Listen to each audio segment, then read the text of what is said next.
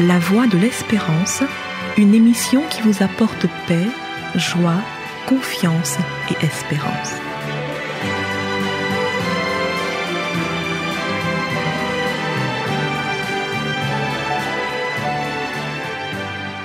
Bonjour la Guyane et bonjour à tous depuis la Guyane. Gare aux excès durant l'été. C'est le titre d'un article paru sur le site du ministère de la Santé durant ce mois de juillet. Cet article fait des constats et prodigue des conseils pour un été sans souci. Voilà ce que nous pouvons lire dans l'introduction. L'été est souvent synonyme de fête entre amis, autrement dit, parfois d'excès. L'abus d'alcool ou la consommation d'autres substances psychoactives augmente fortement les risques sur la route et affecte le libre arbitre et la capacité à dire non. Le risque est d'avoir une relation sexuelle non souhaitée ou non protégée, exposant à un risque de grossesse non désirée ou à la contraction d'infections sexuellement transmissibles. Pour que les vacances restent un plaisir, la vigilance ne doit pas prendre de vacances. Fin de citation.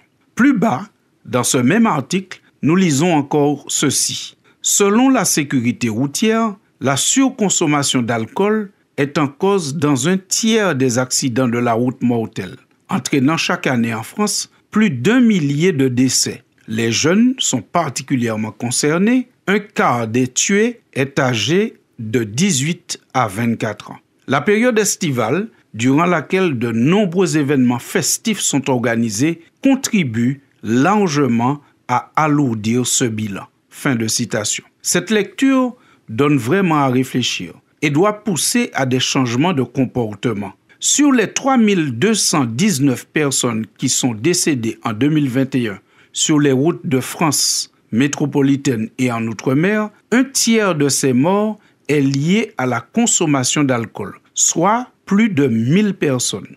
Oui, 1000 personnes décédées sur les routes à cause de la consommation d'alcool. Toujours dans cet article, Gare aux excès durant l'été, nous lisons encore. L'alcool accentue la fatigue, cause des pertes de mémoire, entraîne une baisse de lucidité. Ne pas boire avant de prendre le volant et empêcher un ami alcoolisé de conduire restent les deux meilleures assurances vie. Fin de citation. À l'ouïe de cette lecture, nous pouvons dire il faut boire de façon à éviter les déboires. Boire pour éviter les déboires, c'est s'abstenir de l'alcool, qui est un produit traite comparé à un serpent dans les Écritures. En effet, nous lisons cette mise en garde dans le livre des Proverbes au chapitre 23. Ne sois pas tenté par la belle couleur du vin qui pétille dans la coupe. Il coule agréablement dans le gosier, mais finalement, il ressemble à une morsure de serpent, au poison d'un reptile venimeux. Tes yeux auront des visions, ton esprit et tes paroles deviendront confus, tu te croiras en pleine mer, balancé au sommet du mât d'un navire. On ne peut être plus clair, n'est-ce pas, chers auditeurs? La Bible met vraiment en garde contre l'alcool, qui est un produit traite. Mais il n'y a pas que les Saintes Écritures qui mettent en garde contre les méfaits de l'alcool. Notons maintenant ce qui est dit sur le site d'Alcool Info Service. C'est un service qui dépend depuis le 1er mai 2016 de l'Agence Santé Publique France. Voilà ce que nous lisons sur ce site. Même consommé en faible quantité, l'alcool a une influence sur le développement de nombreuses maladies. Cancer, maladies cardiovasculaires et digestives, maladies du système nerveux et troubles psychiques. 7 cancers ont un lien avéré avec une consommation d'alcool dès 1 verre par jour. Parmi ces cancers, l'association cite le cancer de la bouche, de la gorge, de l'œsophage, du foie, du côlon et du rectum. Je vous rappelle que cette information vient du site de Alcool Info Service. Il peut être utile de se poser régulièrement la question: pourrais-je me passer de ce verre ou ai-je développé une dépendance à l'alcool, même si c'est difficile à admettre? Boire pour éviter les déboires, en toute sagesse, ce serait l'abstinence totale de la consommation d'alcool. Même si la Bible n'interdit pas la consommation d'alcool dans un commandement solennel, il est préférable de s'abstenir d'alcool. Du fait des avertissements concernant l'alcool et de ses effets, du fait de la tentation d'en abuser qui peut survenir si facilement. Les auteurs bibliques nous invitent à être attentifs aux dangers qui accompagnent l'alcool, en nous parlant notamment de l'ivresse de Noé, qui est décrite dans Genèse chapitre 9, qui a eu des conséquences dramatiques sur lui et sur ses enfants, en nous parlant du comportement des filles de Lot qui ont enivré leur père pour avoir des relations sexuelles avec lui, Genèse chapitre 19, en nous parlant d'Absalom qui a fait boire son frère Amnon pour le faire assassiner plus facilement, 2 Samuel chapitre 13. Ésaïe, le prophète, quant à lui, dénonce les sacrificateurs et prophètes qui chancellent dans les boissons fortes. Ils sont absorbés par le vin. Ils ont des vertiges à cause des boissons fortes. Ils chancellent en prophétisant. Ils vacillent en rendant la justice. Ésaïe chapitre 28. Quant au livre des Proverbes, il dit « Ce n'est point au roi de boire du vin, ni au prince de chercher des liqueurs fortes, de peur qu'en buvant,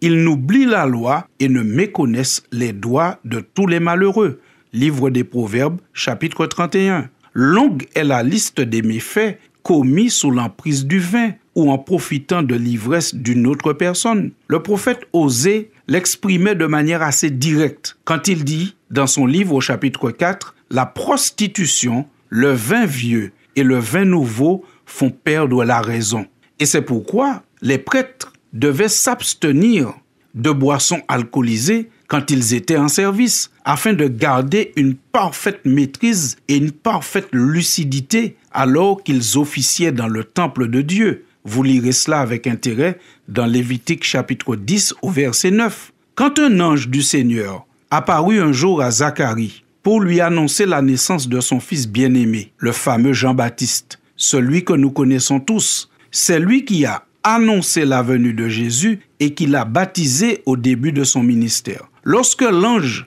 annonce à Zacharie la naissance de son fils, il lui dit « Ce garçon, cet homme, sera grand devant le Seigneur, il ne boira ni vin, ni liqueur enivrante, et il sera rempli de l'Esprit Saint dès le sein de sa mère. » Par conséquent, chers auditeurs, et si nous devenions comme Jean, et si nous devenions tous grands dans la société et grands devant le Seigneur, grands en nous abstenant totalement de vin, de liqueur enivrante et de toute forme de boisson alcoolisée. Nous avons compris durant cette chronique que l'alcool est un véritable danger. C'est un danger pour les conducteurs, c'est un danger parce qu'il affecte le libre arbitre et la capacité à dire non, ce qui risque de nous emmener à faire des choses que nous n'aurions pas fait en temps normal et que nous pourrions regretter toute notre vie. L'alcool est un danger parce que l'alcool est traite. Il y a certes du plaisir à en boire, mais après les conséquences peuvent être terribles. La Bible va jusqu'à dire que l'alcool ressemble à un serpent. L'alcool est un danger parce que nous avons compris que l'alcool affecte notre capacité de jugement, nos réflexes. C'est pour cela que Dieu dit que l'homme grand, c'est l'homme comme Jean-Baptiste qui ne boit pas, qui s'abstient de tout alcool et qui trouve son plaisir dans la méditation de la parole de Dieu. Je vous souhaite donc de bonnes vacances en vous disant « Soyons tous grands devant les hommes, grands pour la société et grands devant le Seigneur. Abstenons-nous d'alcool et marchons dans la paix. » Donc je boirai mon couteau, les exercices je ferai, au fond de fruits et de légumes je mangerai. Non, je ne vais pas faillir, réfléchir avant d'agir, je dois avoir un beau sourire chaque jour. Je veux grandir en bonne santé et de vivre plus longtemps.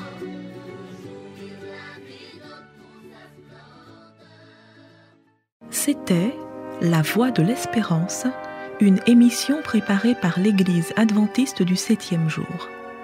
Si vous désirez avoir une copie de la causerie d'aujourd'hui, demandez-la. Elle vous sera donnée gracieusement. Écrivez à La Voix de l'Espérance, boîte postale 169 97 324, Cayenne, CEDEX. Ou téléphonez au 0594 25 64 26. Merci chers auditeurs et à bientôt.